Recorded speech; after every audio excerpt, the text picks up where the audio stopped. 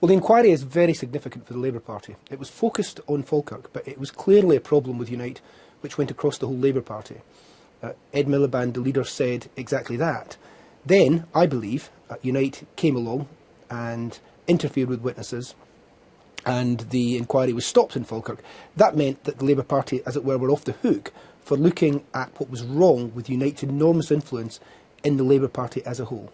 What do you think they were trying to do, Unite, in terms, in your view, under allegations of trying to influence the selection?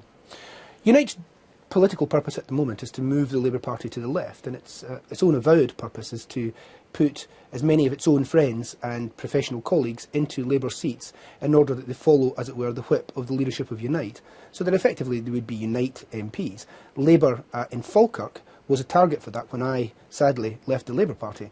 And that, therefore, was the place where they put most effort in. All of this is evidenced in the emails already made public in the media, and much more will be in due course. What about the chair of the Labour Party and Unite member, Stevie Deans?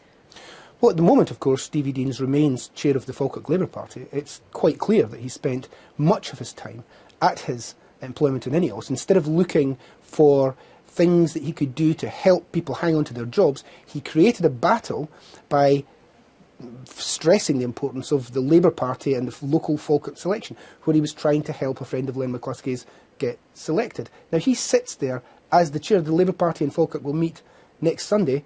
Who will be sitting there chairing them? It'll be Stevie Deans. Now, surely that cannot be a fair and reasonable situation for members in Falkirk to be put in. What action would you like Ed Miliband to take? I think the Labour Party, and I hope Ed will agree, should reopen the inquiry, carry on with the inquiry as it was going on, with the same officials who were perfectly successfully carrying out an inquiry with proper integrity. We know now that that inquiry was terribly undermined, but the implications of the failure to carry out that inquiry are great for the Labour Party. This is a very important watershed moment, and it's really important that the leadership of the Labour Party don't bottle it out, and they need to deal with the very great threat that the leadership of Unite is at the moment.